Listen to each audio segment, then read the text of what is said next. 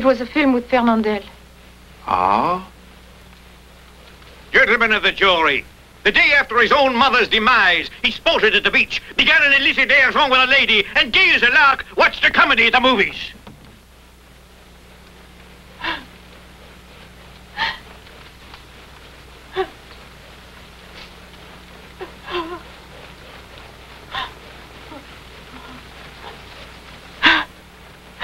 It's all a mistake. It isn't like it looks. You've twisted everything I said about that day. I know he didn't mean it. It isn't his fault. It isn't. All right, mademoiselle, this way.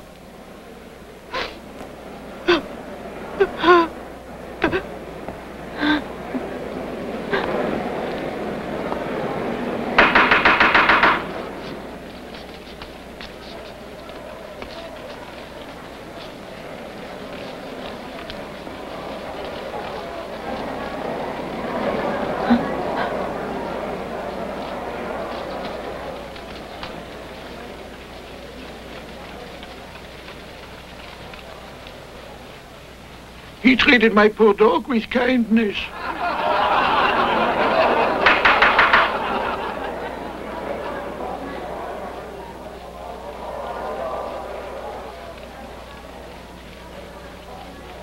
He and his mother had nothing in common any longer. Things just happened like that.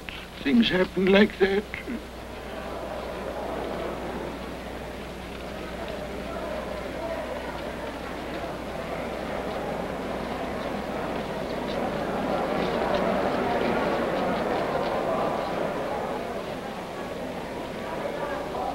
Your Honor, I'd like to say that he's innocent. You weren't summoned to pass judgment, monsieur, but to state facts. Just to answer the questions when they are put to you. Would you tell the court exactly what was your relationship with the victim?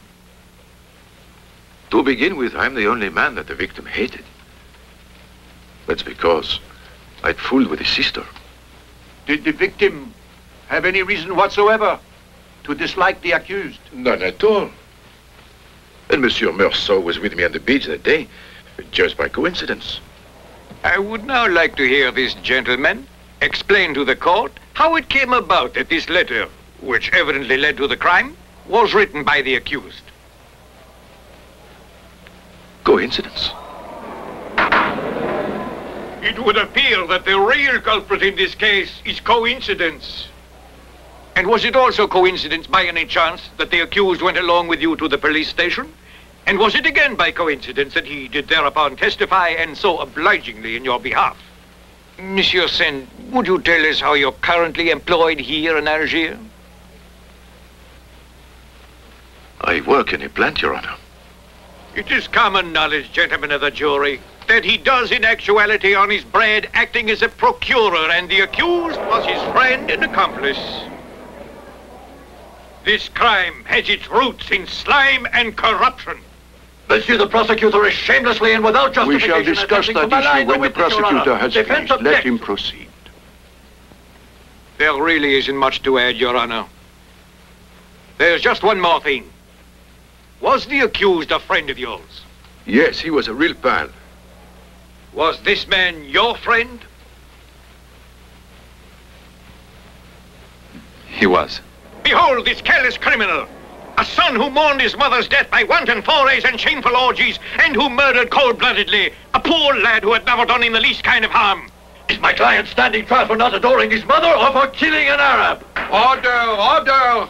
The way in which this man buried his one and only mother is evidence that at heart he's a criminal.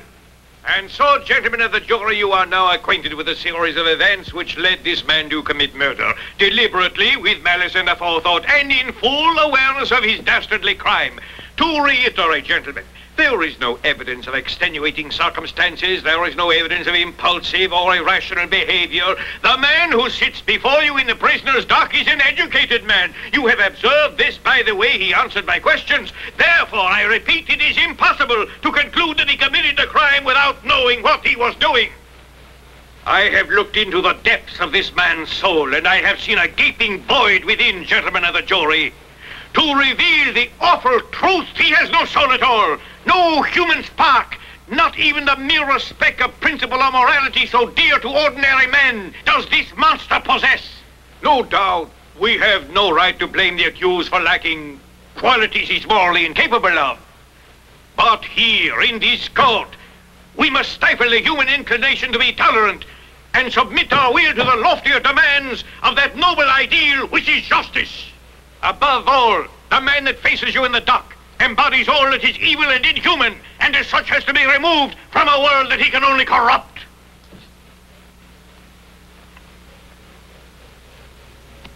This very same court, monsieur, will try here tomorrow what seems to me to be the basest crime of all. Patricide, monsieur. And yet I must say this. The horror that even the crime of patricide inspires in my breast is but a pale reflection of the horror inspired by the carelessness of the man you see before you. This man, who is morally guilty of his mother's death, is no more fit to dwell in the society of man than the vile son who slew the father that begot him. And so, without a single reservation in my heart, I ask that you impose the death penalty upon this man. It's often been my duty in the course of my long career in court to ask the extreme penalty of death. Yet duty plays no role in this affair. I feel that I must give way to my conscience, my heart, not duty. My conscience, therefore, compels me to seek the death penalty in this case. Because my conscience is repelled by this criminal, this monster devoid of any vestige of human feeling.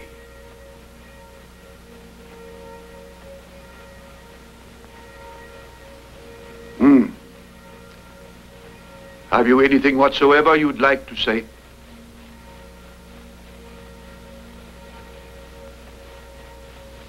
Simply that I didn't intend to kill the Arab. The court will take note of your statement.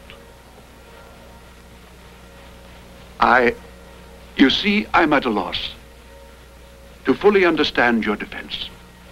So before the court hears your lawyer do the summing up, would you please explain to me the motive, the reason for your act?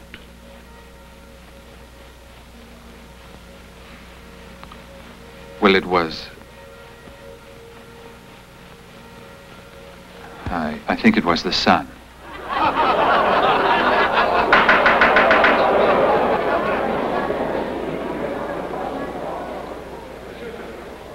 Defense counsel may now take the floor.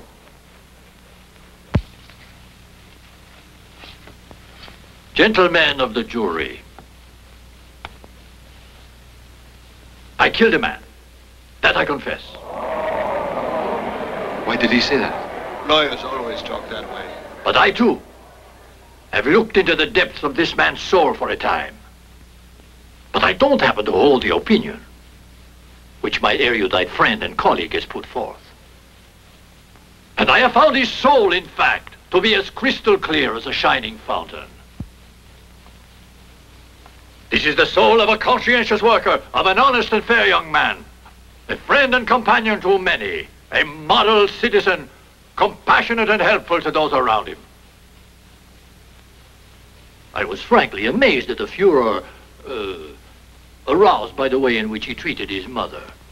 Here sits a dutiful son who took care of his mother as long as he was able to afford it, and being unequipped at last to adequately provide for her, sent her to a home, hoping that there she'd receive all the care and comfort she required.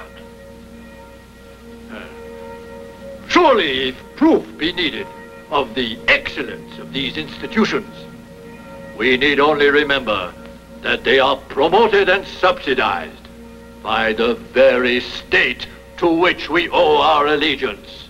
Therefore, by sending his mother to a state-supported institution, this man has on a grander scale tacitly expressed his faith in our laws, in our schools, in our hospitals, and in justice. Yes, monsieur, in justice herself. Gentlemen of the jury, this man has made a fatal mistake, I admit. Human error. We must act mercifully and not condemn him. The circumstances in this case are extenuating, I think you'll agree. So let his conscience be his judge, and and the sole tormentor